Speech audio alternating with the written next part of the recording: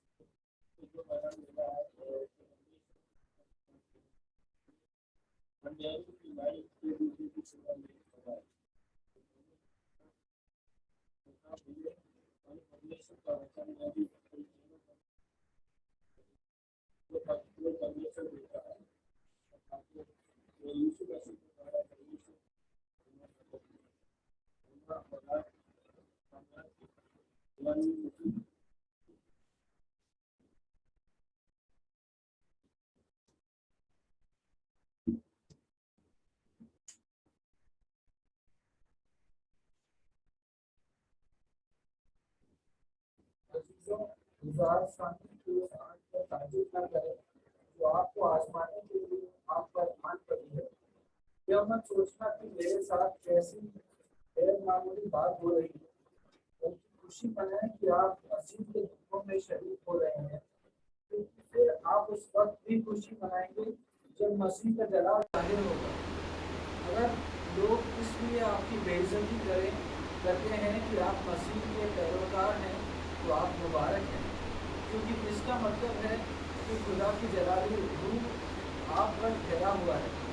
अगर आप में से किसी को दुख उठाने पड़े तो यह इसलिए नहीं होना चाहिए कि आप कातिल, चोर, मुजरिम या फसादी हैं, लेकिन अगर आपको मसीह के पैरोकार होने की वजह से दुख उठाना पड़े तो न शर्माएं, बल्कि मसीह के नाम में खुदा की हमदोसा न करें, क्योंकि अब वक्त आ गया है कि खुदा की अदालत शुरू हो जाए और पहले उसके घर वालों की अदालत की जाएगी। अगर ऐसा है तो फिर इसका अंजाम उनके लिए क्या होगा जो खुदा की खुशखबरी के ताबे नहीं है।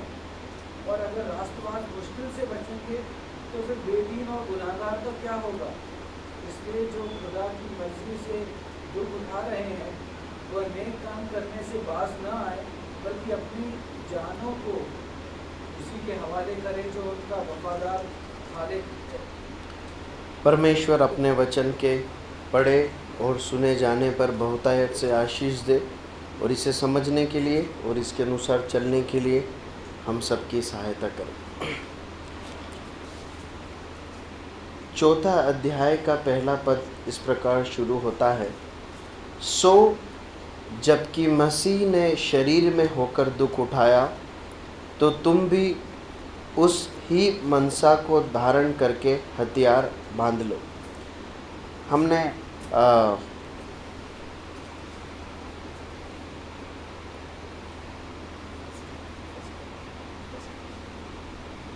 हमने पिछली बार इस भाग से कुछ बातों को देखा था और हमने देखा था कि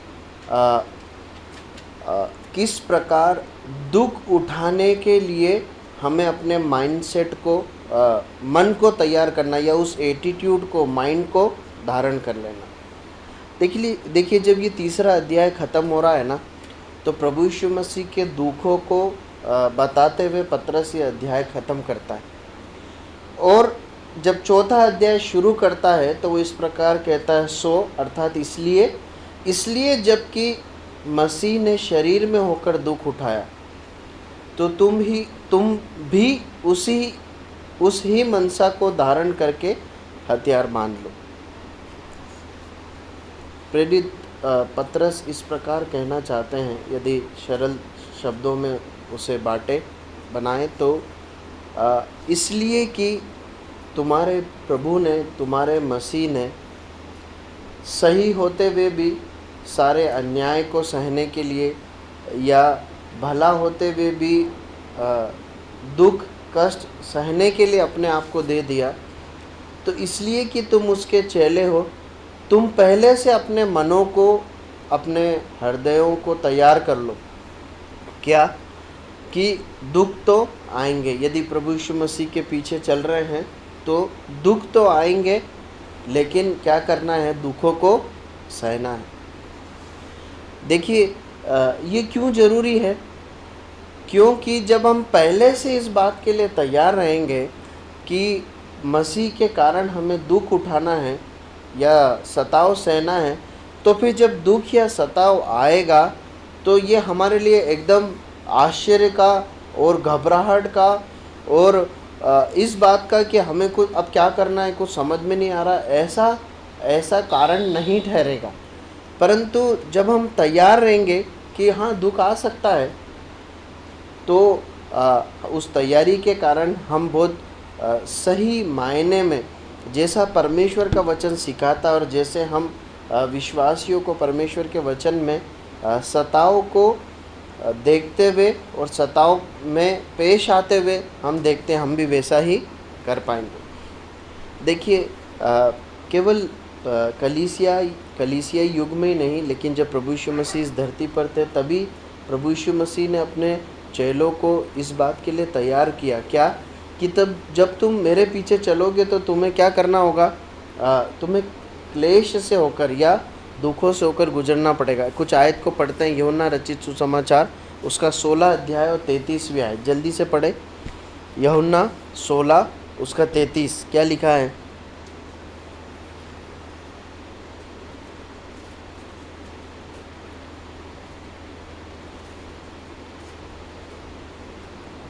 यूहन्ना 16 का 33 कोई भी पढ़े।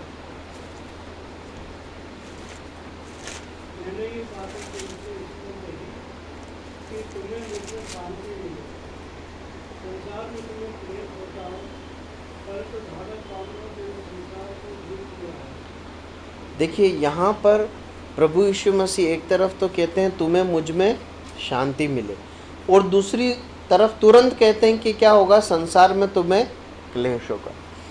देखिए परमेश्वर के लोगों के लिए, प्रभु यीशु मसीह के लोगों के लिए ऐसा कोई जीवन का वायदा नहीं किया गया है जहाँ पर तंगाई ना हो, ज़रूरतें ना हो, चुनौतियाँ ना हो, दुख और क्लेश ना हो, है ना। और देखिए ये हर सभी व्यक्ति के जीवन में अलग अलग प्रकार से होता है।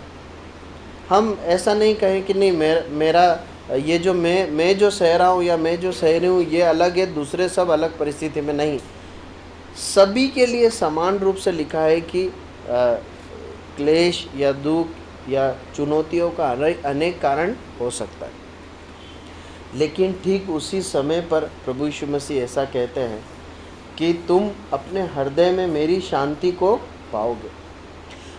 अगर एक तरफ सताव, दुख, चुनौतियाँ, क्लेश अपनी जगह सच है या सच्चाइयाँ हैं इसमें, इस जीवन में, तो ठीक उसी के समान प्रभु यीशु मसीह की शांति का वायदा उसके हृदय उसके द्वारा शिष्यों के हृदय में मिलने वाली शांति का वायदा भी बिल्कुल सच है। और अब हम अनेक लोगों के जीवनों में उन गवाहियों को देखते हैं जब क्लेश और दुख के समय में हम उन्हें आनंदित और शांति में से भरा हुआ देखते हैं। देखिए एक आयत और मैं आपके लिए पढ़ता हूँ, आप लिख लीजिए, अगर लिख रहे हैं तो मैं आपके लिए पढ़ता हूँ। फिलिपियो 1:29। फिलिपियो 1:29 में प्रेरित पौलुस इस प्रकार कहते हैं, क्योंकि मसीह के कारण तुम पर यह अनुग्रह हुआ कि न केवल उस पर विश्वास करो परंतु उसके लिए दुख भी उठाओ। देखिए ये अनुग्रह की बात है कि हम प्रभु यीशु मसीह पर विश्वास कर पाए, है ना, हमारी काबिलियत नहीं है। हमसे कई बुद्धिमान और समझदार लोग हैं जो प्रभु यीशु मसीह पर विश्वास नहीं करते। हम क्यों करते हैं? क्योंकि बड़ा अनुग्रह हुआ है, परमेश्वर ने ऐसा होने दिया कि हम जैसे मूर्ख लोग प्रभु यीशु मसीह को सच्चे परमेश्वर के पुत्र के रूप में, उद्धारकर्ता के रूप में देख सके, पहचान सके। ठीक उसी प्रकार प्रभु ऐसा अनुग्रह होने देते हैं कि उसके शिष्य लोग उसके नाम के कारण सताए जाएं या चुनौतियों से होकर गुजरे। अब देखिए यहाँ पर हम आगे बढ़ते हैं, वापस आते हैं पहला पत्रस 4 अध्याय में। वहाँ पर इस प्रकार लिखा है कि सो जबकि मसीह ने शरीर में होकर दुख उठाया तो तुम भी उसी मनसा को धारण करके हथियार बांध लो, क्योंकि जिसने शरीर में दुख उठाया वह पाप से छूट गया। आगे की आयत पढ़ते हैं, ताकि भविष्य में अपना शेष शारीरिक जीवन मनुष्यों की अभिलाषाओं के अनुसार नहीं वरन परमेश्वर की इच्छा के अनुसार व्यतीत करो। अब देखिए यहाँ पर है ना, थोड़ा सा विषय अलग हो जाता है। अभी तक प्रेरित पत्रस जो हैं वो प्रभु यीशु मसीह पर आने वाले प्रभु यीशु मसीह पर विश्वास के कारण आने वाले सत्ता और दुखों की बात करते आते हैं। लेकिन अब जब हम दूसरी आयत से आगे बढ़ते हैं, पहली आयत के अंतिम हिस्से से जब दूसरी आयत की ओर आगे बढ़ते हैं तो समझ में आता है वहाँ पर एक दूसरे दुख के बारे में बताया गया है। 2 प्रकार के दुख का वर्णन हम पत्रस की पत्री में देख सकते हैं। पहला ये जो विश्वास के कारण प्रभु यीशु मसीह के पीछे चलने के कारण आता है, और 4 अध्याय के पहली 6 आयतों में जिस दुख का वर्णन है वो आता है पाप को ना कहने के कारण। जब एक व्यक्ति पाप के लिए ना कहता है तो उसमें दुख है। देखिए यहाँ पर लिखा है, जिसने शरीर में दुख उठाया वह पाप से छूट गया। और उसी को जारी रखते हुए पत्रस कहता है ताकि, है ना, ताकि भविष्य में अपना शेष शारीरिक जीवन मनुष्यों की अभिलाषाओं के अनुसार नहीं वरन परमेश्वर की इच्छा के अनुसार व्यतीत करो।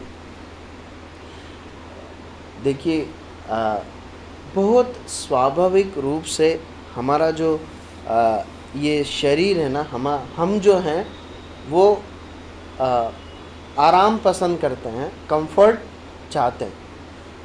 आपने कभी अपने आप को अपने आप को देखा होगा आपने, या अगर अभी भी आप अपने व्यक्तित्व को विचारें तो हम बहुत स्वाभाविक रीति से अपने लिए कंफर्ट या आराम चुनते हैं।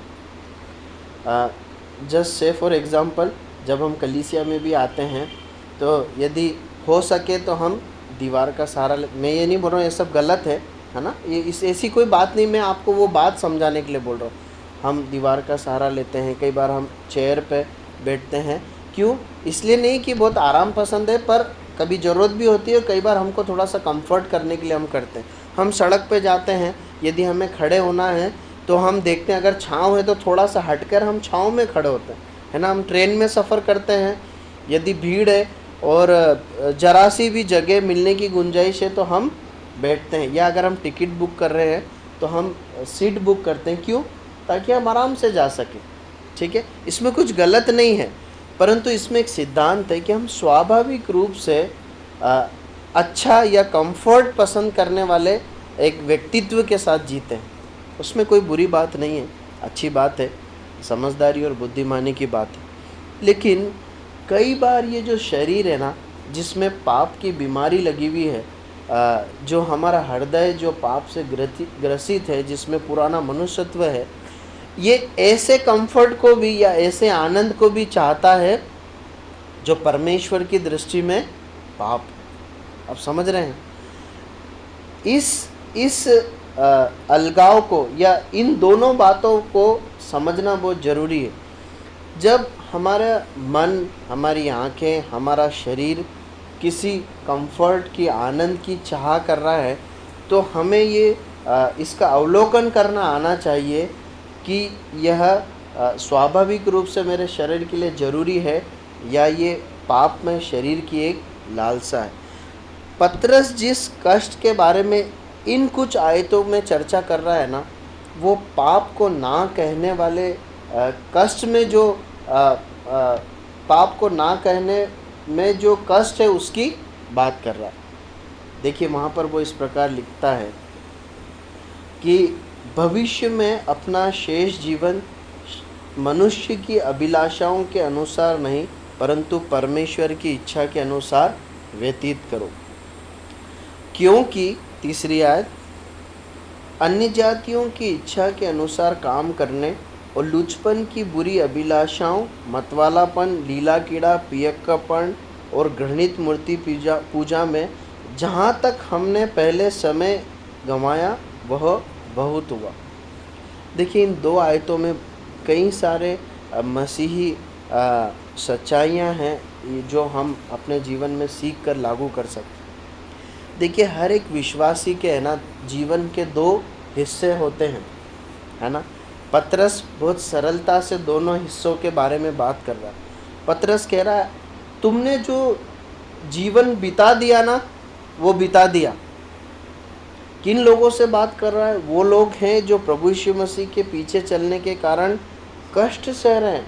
ऐसा नहीं है कि नए विश्वासी हैं या बहुत सिखाने समझाने की ज़रूरत है, परंतु परिपक्व है, उनमें इतनी बुद्धि, विवेक, समझ है कि उन्होंने अपने घर बार, परिवार और जगह को छोड़ना चुन लिया और प्रभु यीशु मसीह के पीछे वो तीतर बीतर होकर भटक रहे। समझ में आ रहा है? परिपक्व लोग हैं, मतलब समझदार लोग हैं जो कीमत चुका रहे मसीह के पीछे चलने की। पतरस उनको क्या कह रहा है? तुम्हारा एक समय था, तुम्हारे जीवन का एक हिस्सा था जो तुमने अपनी मतलब मनुष्यों की इच्छाओं में गुजार दिया। कौन से मनुष्य? खुद की इच्छाओं में। क्या थी? बुरी लालसाएं थी, हाँ, गंदी लालसाएं जो हमारे पाप में स्वभाव में होती है, चाहे वो आँखों के द्वारा हो या हृदय के द्वारा। मतवालापन मतलब लालसाओं में एकदम डूब जाना, पियक्कड़पन मतलब शराब पीना, लीला कीड़ा, मौज मस्ती करना, घृणित मूर्ति पूजा करना, इन सब में तुमने अपना जीवन बिता दिया। लेकिन अब क्या है? अब जो है तुम्हें अपना बाकी का जीवन परमेश्वर के लिए, अपने परमेश्वर के लिए खर्च करना। प्रियो, कुछ महत्वपूर्ण बातें हैं। उसमें से पहली महत्वपूर्ण बात यह है कि मसीह जीवन के हर स्तर में या हर समय में हमें इस क्षेत्र पे काम करना बहुत ज़रूरी है। मालूम क्या है? कि मैं अपने शरीर की पाप में किसी गंदी अभिलाषा में पड़ ना जाऊँ। आप समझ रहे हैं? ये लोग मसीह के कारण सताव सहकर दूसरे शहरों में भटक रहे हैं। पतरस एक बहुमूल्य पाठ सिखा रहा है। क्या? देखो, इन बातों में वापस मत गिर जाना। क्या ये संभव है? संभव है। यदि तैयार ना रहें, यदि लापरवाह हो जाएं, तो एक मसीही अपने पुराने पाप में, स्वभाव में, उससे होने वाली लालसाओं में गिर सकता है, क्योंकि बार बार वो लालसाएं उसके अंदर अपना सर उठाती। इसीलिए पतरस कहता है क्या? दुख उठाओ। अपने आप को उस दुख के लिए दो जो पाप को ना कहने में होता है। आप इस बात से सहमत हैं क्या कि पाप को ना कहने में दुख है? देखिए परमेश्वर के वचन में हम अनेक उदाहरणों में से एक उदाहरण देख सकते हैं जहाँ पर पाप को ना कहने के कारण दुख उठाया गया है। देखिए एक आयत पढ़िए, हमारे लिए परिचित भाग है, परंतु इसलिए कि परमेश्वर का वचन सीधे हमसे बात करता है, हम उस भाग को पढ़ेंगे। उत्पत्ति की पुस्तक 39वां अध्याय उसकी 19 और 20 आयत पढ़ी, और उसके बाद भजन संहिता 105 उसका 17 से 20 पढ़िए। पहले उत्पत्ति जेनेसिस चैप्टर 39 वर्स 19 एंड 20 पढ़िए, क्या लिखा है।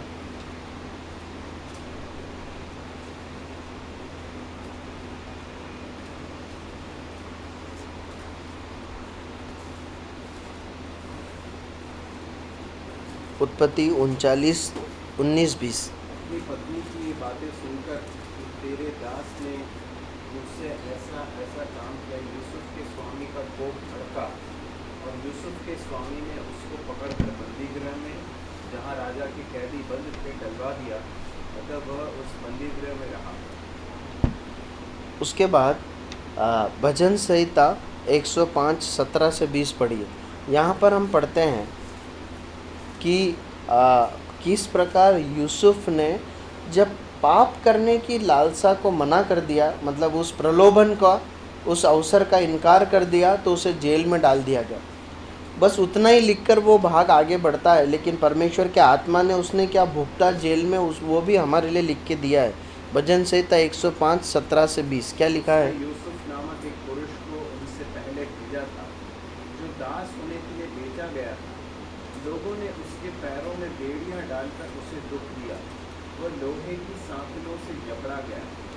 जब तक कि उसकी बात पूरी न हुई, तब तक यहोवा का वचन उसे कसौटी पर कसता रहा। तब राजा ने दूत भेजकर उसे निकलवा लिया। बस काफ़ी। देखिए यहाँ पर यूसुफ के दुखों का थोड़ा सा विवरण दिया गया है ना। अगर यूसुफ के जीवन का अध्ययन करें तो ये जो हालात हैं ये जेल में ही संभव है, जब एक व्यक्ति को बेड़ियों से जकड़ा जाता हो, है ना। क्योंकि वो बेचे जाने के बाद वहाँ पर गुलाम दास बन के रहा, है ना। दास को बेड़ियों से नहीं जकड़ा जाता। जब वो कैद में गया तब उसके साथ ऐसा हुआ। पाप के अवसरों को ना कहने की कीमत वहाँ चुकाते हुए हम यूसुफ को देखते हैं। प्रियो, आज भी इसी प्रकार अलग अलग क्षेत्र में, अलग अलग अवसरों में चुनौतियाँ आती हैं। पतरस कहता है, जिसने शरीर में दुख उठाया वो उन लालसाओं, अभिलाषाओं या पाप के अवसरों पर जीत पाता है। कई लोगों को मैंने देखा है, जो मसीह लोगों की बात कर रहा हूँ, कई लोगों ने मुझे ऐसा बोला है कि मैं ये इस आदत पर या इस बात पर जय नहीं पा पाता या नहीं पा पाया। मालूम है क्या है, अगर हमारे साथ ऐसी कुछ भी समस्या है ना, तो यदि हम उस बात को ईमानदारी से अवलोकन करेंगे तो हम ये पाएंगे कि किसी भी गंदी अभिलाषा या पाप के प्रलोभन पर जिसमें हम बार बार पराजित होते हैं, उसको जीतने के लिए हमने दुख नहीं उठाया है। मतलब हमने अपने आप को दिया नहीं है कि मैं चाहे मर जाऊंगा, चाहे मैं कितना भी कष्ट हो, मैं दुख उठाऊंगा, परंतु अपने आप को इसके लिए नहीं दूंगा। कहीं ना कहीं वो नहीं किया। अगर ईमानदारी से जांचेंगे तो पाएंगे। और जब जब किया है विजयी हुए, जब जब लापरवाही बताई तो क्या हुआ, नष्ट हो गया। हमारे वचन की भाग का हिस्सा नहीं है, लेकिन इस भाग पर मनन करते हुए एक बात स्मरण आती है जो मैं आपको बताता हूँ। देखिए, आप बाइबल के इतिहास को या परमेश्वर के भक्तों के जीवन को उठाकर देखेंगे ना, तो एक बात पाएंगे, जब जब परमेश्वर के दासों ने, भक्तों ने अपने जीवन में पाप, प्रलोभन या पाप में गिरने के अवसरों पर जय पाई है ना, उसी एक पड़ाव को पार करके वो परमेश्वर के लिए बहुत ही सामर्थ्य के साथ उपयोग हुए हैं, या परमेश्वर ने उन्हें बहुत आशीषों से नवाजा है। देखिए, मैं आपसे कोई ऐसी बात नहीं कह रहा हूँ जिसका आधार ना हो। यूसुफ के जीवन में देखिए, इस एक प्रलोभन को ना करने के बाद निश्चय वो बड़े दुख में गया, लेकिन इस एक स्टेज को पार करने के बाद ही वो कहाँ पहुँचा? प्रधानमंत्री के पद पर पहुँचा। जब हम दानियल के जीवन को देखते हैं, उनके सामने भी पाप करने का, परमेश्वर की आज्ञा के विरुद्ध बातें करने का अवसर था। उनके पास भी अवसर था कि वो अपने परमेश्वर का इनकार कर दे और अन्य अन्य बातों में शद्रक, मेशक, अबेदनो जो है वो मूर्ति के आगे दंडवत करें। लेकिन जब जब इन्होंने कदम उठाया, संकट में तो पड़ा जीवन, लेकिन उनका अंत संकट में नहीं हुआ। उसके बाद हम उन्हें सबसे ऊंचे और श्रेष्ठ पदों पर देखते हैं। कारण क्या है मालूम है? क्योंकि उन्होंने अपना कंफर्ट, अपना आराम, अपनी आनंद और इच्छा को स्थान नहीं दिया, उसके बदले दुख को चुन लिया। इसलिए परमेश्वर ने, मान लो परमेश्वर उनसे इस प्रकार कहता है, तुमने मेरे लिए अपने कंफर्ट को त्यागा ना, अब मैं मेरी इच्छा से तुम्हें कंफर्ट और आनंद और शांति देता हूँ।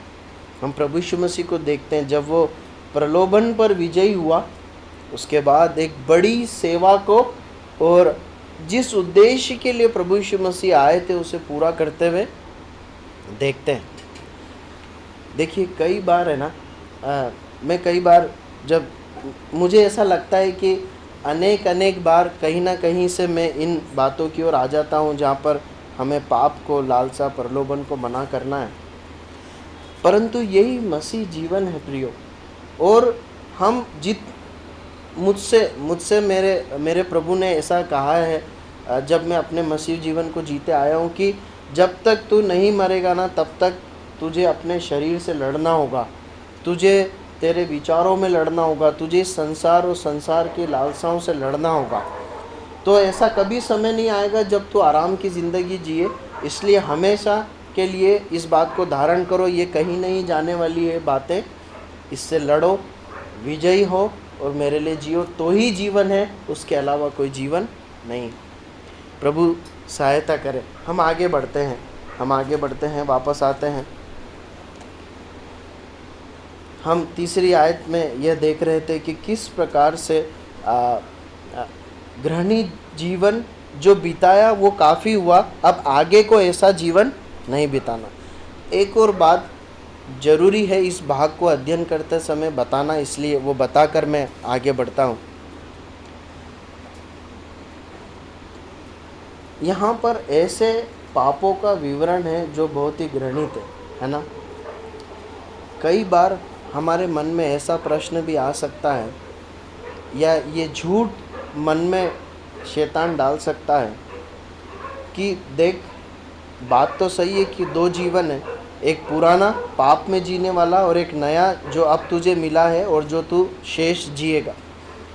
लेकिन तूने जो पाप किए हैं, तुझे मालूम है वो कितने गिनोने। कई बार ऐसा होता है, हमारे पुराने पाप हमें याद आते हैं, दूसरा कोई नहीं जानता लेकिन हम जानते हैं। हमारा ये स्वभाव जो है वो उस पाप को याद दिलाता है, या शैतान का एक हथियार है जिसमें वो उस पाप को याद दिलाता है कि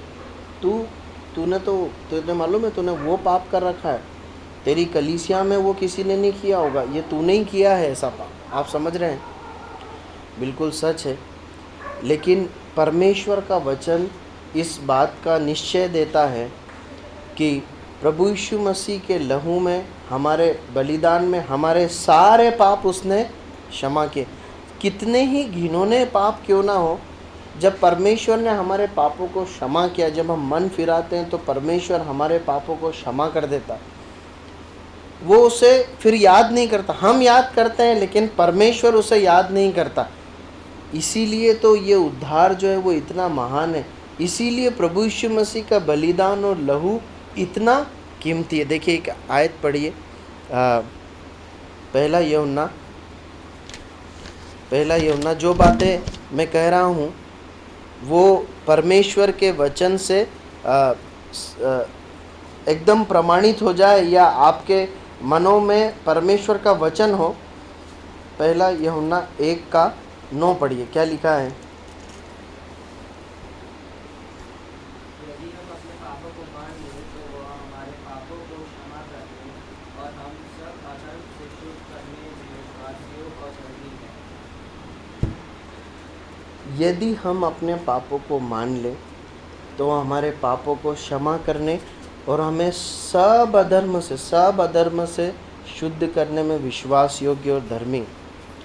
आपको पता है प्रभु यीशु मसीह ने अपने मुंह से कई बार फरीसियों को इस प्रकार कहा कि तुम जान लो कि मुझे पाप क्षमा करने का अधिकार है। प्रियो, चाहे कितना भी भयावह अतीत हमारा क्यों ना रहा हो, प्रभु यीशु मसीह के पास अथॉरिटी है हमारे पाप को क्षमा करने की। और जब हम पश्चाताप करके प्रभु यीशु मसीह के पास, अपने पिता के पास आते हैं, वो हमारे पाप को क्षमा करता है।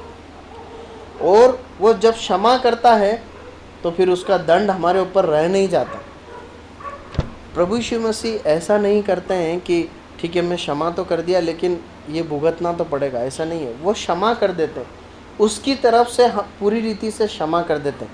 ये बात अलग है कि कुछ ऐसा पाप है जिसका परिणाम, मान लीजिए एक उदाहरण के तौर पर, यदि विद्रोह करके पाप में पियक्कड़पन में जीवन बिताया है, प्रभु से माफ़ी मांगेंगे, प्रभु पाप को क्षमा करेगा।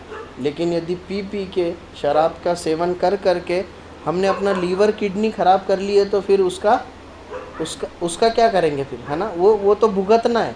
आप समझ रहे हैं? तो हम इस बात को देखते हैं, प्रभु क्षमा कर। मैं ये सब बातें क्यों कह रहा हूँ? क्योंकि मैंने अपने मसीह जीवन में ये पाया है, या हम देखते हैं कि शैतान हमारे पुराने पापों को स्मरण दिला के हमें निराश करता है, हमें हतोत्साहित करता है। पता है वो हमसे क्या कहता है कि तू जो है ना, तू किसी काम का नहीं, तेरे से कुछ नहीं हो सकता, तू ये भी नहीं कर पाता, तू वो भी नहीं कर पाता, तू तेरी कलीसिया में उसके समान भी नहीं है, तुझे उस व्यक्ति ने भी समझा लिया फिर भी तेरा कुछ नहीं होता। आप समझ रहे हैं? ये सब झूठ या ये सब शारीरिक विचार हमारे मन में आ सकते हैं। कभी ऐसे विचार आए तो हम ऐसा कह सकते हैं कि हाँ ये सब सच है, लेकिन प्रभु यीशु मसीह ने मेरे पापों को क्षमा किया। ठीक है, हम आगे बढ़ते हैं। 4 आयत, वहाँ पर इस प्रकार लिखा है, इससे वे अचंभा करते हैं कि तुम ऐसे भारी लुचपन में उनका साथ नहीं देते, इसलिए वे बुरा भला कहते हैं। अब यहाँ पर देखिए इस प्रकार लिखा है कि जो बदला हुआ जीवन है ना, वो लोगों के लिए, किन लोगों के लिए? जिनके साथ हम रहकर पले बड़े हुए या आज रह रहे हैं, अचंभे का कारण। देखिए हमारा पुराना जीवन और हमारा नया जीवन, 2 भाग हम देख रहे थे। पाप में बिताया गया जीवन और अब पाप में अब जब हम नहीं जीते हैं वो जीवन, ये दोनों जीवन लोगों के द्वारा नोटिस किया जाता है। एक बात ध्यान रखिएगा, लोग, आप करें ना करें, लोग हमारे जीवन को देखकर नोटिस करते हैं और उसकी तुलना भी करते हैं। पहले कैसा था, अभी ऐसा है, पहले वैसा था, अभी ऐसा है, अभी ऐसा है, पहले ऐसा था। ठीक है, यहाँ पर एक उदाहरण है कि इन लोगों का जो जीवन है, ये जो लोग थे, इनका जीवन जो है अचंभे का कारण था। क्या? कि पहले जो बुराइयां करते थे अब वो बुराइयां उनके जीवन में नहीं है। और इसके प्रति उनकी जो प्रतिक्रिया कैसी है, वो इसके कारण क्या बुरा भला कह रहे हैं। प्रियो, कई बार बड़ी विडंबना है कि जो बुरे काम छोड़ देते हैं उन्हें बुराई का सामना करना पड़ता है, हंसी का सामना, ठट्टों का सामना करना पड़ता। बुराई के रास्ते पर चलते हुए कई बार ज़्यादा मित्र होते हैं, लेकिन भलाई के रास्ते पर, परमेश्वर के मार्ग पर चलते समय मित्रों की कमी होती। इसीलिए प्रभु यीशु मसीह ने कहा कि वो सकरा मार्ग है जो जीवन को जाता है। प्रियो, 2 चीज़ें इस भाग में हम इस वचन के अनुसार सीख सकते हैं। पहली बात, हमारे जीवन को हमारे आसपास रहने वाले लोग बहुत ध्यान से निगरानी करते हैं या वो देखते हैं, है ना। वो शायद हमसे ना बोले लेकिन वो देखते हैं। हम कहीं पर भी हो, नौकरी पे हो, घर पे हो, कॉलेज में हो, कहीं पर भी हो, हम कुछ भी क्यों ना करते हो, लोग देखते हैं। वो मेरी और आपकी बहुत बड़ी जिम्मेदारी है कि हम ऐसे जीवन को जिए कि उसकी तुलना जब की जाए, हमारा वर्तमान जीवन हमारे मसीह के वचन के अनुसार हो, किसी के लिए ठोकर का कारण ना हो। इसका परिणाम ये हो सकता है कि हमारे पास दुख आए या हंसी आए, लेकिन हमें ऐसा ही जीवन जीना है। 5वीं आयत क्या लिखा है? पर वे उसको जो जीवतों और मरे हुओं का न्याय करने को तैयार है लेखा देखे। देखिए, पता है हम जो जीवन जी रहे हैं ना, वो परमेश्वर के वचन के अनुसार सदा हुआ जीवन जीना क्यों जरूरी है मालूम है? बार बार हम हर शुक्रवार को आते हैं, रविवार को आते हैं, हम वचन सुनते हैं। वचन में वचन बांटने वाले जो भाई लोग हैं बार बार एक ही लगभग कई बार एक बात को दोहराते हैं, आज्ञा मानना सिखाते हैं। क्यों? क्योंकि अंततः क्या है मालूम है? लेखा देना है ना। लिखा है, वे उसको जो जीवतों और मरे हुओं का न्याय करने को तैयार है लेखा देंगे। इसकी एक और आयत पढ़ लीजिए, 17 आयत क्या लिखा है? इसी अध्याय की 17 आयत। क्योंकि वह समय आ पहुंचा है कि पहले परमेश्वर के लोगों का न्याय किया जाए, और जबकि न्याय का आरंभ हम ही से होगा, तो उनका क्या अंत होगा जो परमेश्वर के सुसमाचार को नहीं मानते। देखिए, जैसे मसीहों का वैसे अन्य जातियों का, मतलब उन न्याय अलग अलग न्याय हैं, हमने सीखा है उस बात को। लेकिन हमारे मसीह जीवन को जीने के लिए, सावधानी पवित्रता से जीने के लिए आगे की ओर देखना जरूरी है, क्योंकि हम एक न्याय का सामना करने जा रहे हैं। और चाहे संसार के लोग इस बात को जाने ना जाने, वो भी एक न्याय का सामना करने जा रहे हैं। इसलिए मैं और आप जिम्मेदार हैं कि हम सावधानी के साथ अपना जीवन जिए। 6 आयत पढ़ें, वहाँ पर लिखा है, क्योंकि कृपया पढ़ने में मदद करें। क्योंकि मरे हुओं को भी सुसमाचार इसीलिए सुनाया गया कि शरीर में तो मनुष्यों के अनुसार उनका न्याय हो, पर आत्मा में वे परमेश्वर के अनुसार जीवित हो। देखिए, थोड़ा सा कठिन भाग है, लेकिन परमेश्वर के वचन को मनन, अन्य भागों से मनन करते समय और परमेश्वर के लोगों ने जिस प्रकार इसको समझा है उसका अध्ययन करके समझ में आता है। यहाँ पर ऐसा लिखा है, क्योंकि मरे हुओं को भी सुसमाचार इसलिए सुनाया गया कि शरीर में तो मनुष्य के अनुसार उनका न्याय हो, पर आत्मा में वे परमेश्वर के अनुसार जीवित रहें। अब देखिए, पतरस वापस अपने विषय की ओर लौट कर आ रहा है। कौन सा विषय? जब मसीह के दुख, मसीह पर विश्वास करने के कारण, मसीह के अनुसार चलने के कारण वो दुख उठा रहे हैं। यहाँ जो बात की गई है वो ऐसा नहीं है कि मरे हुओं को सुसमाचार सुना गया, मतलब ये इस प्रकार से तुलना की गई है, व्याख्या की गई है कि पुराने समय में जो परमेश्वर के भक्त जीवित थे तब उन्हें सुसमाचार सुनाया गया, मतलब आज इस समय, इस पत्री को लिखते समय वो मरे हुए हैं। ठीक है, तो इस प्रकार लिखा है कि उन लोगों को भी सुसमाचार सुनाया गया उस समय जब वो जीवित थे, कि शरीर में तो मनुष्यों के अनुसार उसका न्याय हो। मतलब जब वो मसीह के पीछे, परमेश्वर के पीछे सच्चाई से चलने लगे, तो जब वो जीवित थे तो शरीर में मनुष्यों ने उनका न्याय किया। कैसा न्याय किया? उन्हें मार डाला या बहुत सताया, परंतु वे आत्मा में वे परमेश्वर के अनुसार जीवित रहे। संसार की दृष्टि में या संसार में रहते हुए मनुष्य द्वारा न्याय में उन्होंने दुख उठाया, वो मर भी गए, लेकिन सुसमाचार के कारण वो आज भी जीवित है, परमेश्वर के सम्मुख जीवित है। पतरस उन दुख सहने वाले विश्वासियों को प्रोत्साहित कर रहा है कि तुम विश्वास के द्वारा दुख सह रहे हो, पाप को ना कहने में भी दुख सहना है, उससे पीछे मत हटना। वो इस बात को बता रहा है कि जो जीवन बर्बाद कर दिया पाप में, वो बहुत है। अब आगे को जीवन परमेश्वर की इच्छा के अनुसार जीना है।